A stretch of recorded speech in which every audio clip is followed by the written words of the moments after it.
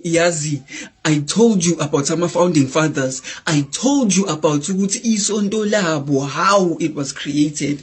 I showed you amaringi abawagqokayo. Now it is time for me to tell you about uNkulunkulu wabo.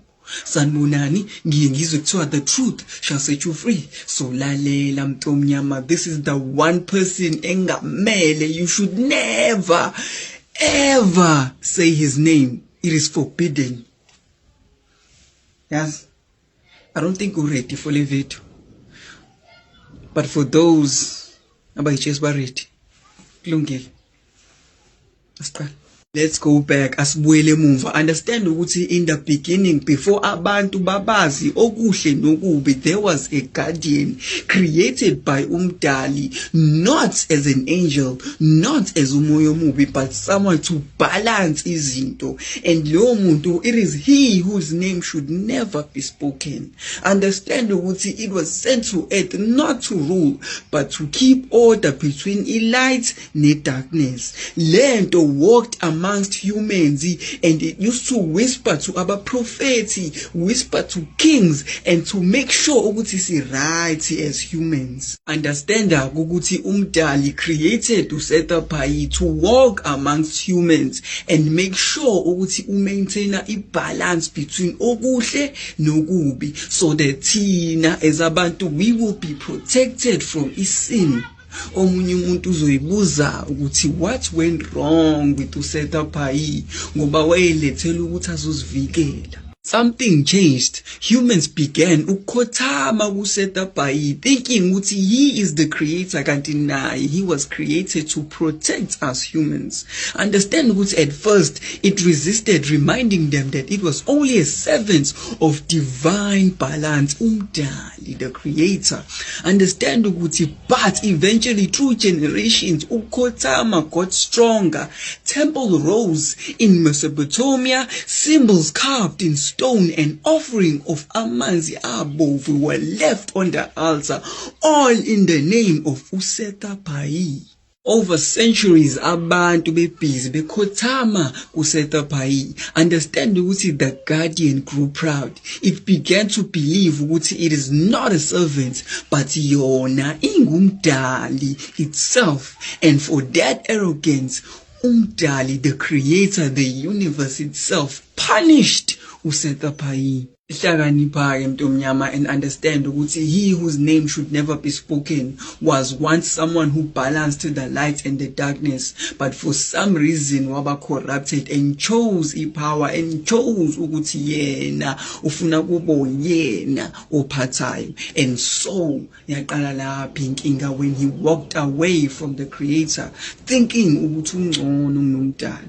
Omunye umuntu uzoyibuza ukuthi manje what was the punishment? Understand ukuthi it could no longer walk freely in the daylight, only whisper through amaphupho, iphinde ivele uma wenza ama-rituals. Understand ukuthi from now on it was cursed to feed on the very people it swore to protect. Hlakanipha mntomnyama, and understand ukuthi the punishment came with a curse, an eternal hunger for energy yomuntu. For as long as humans exist kulomhlaba, iyohlezi hungry for energy yam nawe.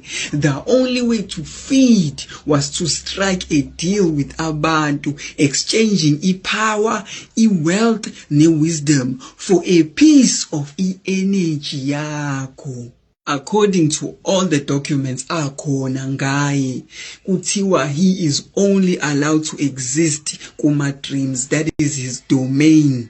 If ufuna ukumbona physically, you have to do a ritual yokumbiza, you have to go against imithetho yomhlaba and summon him. Yes. Understand that he is not allowed to exist in the physical realm, not unless uzombiza wena.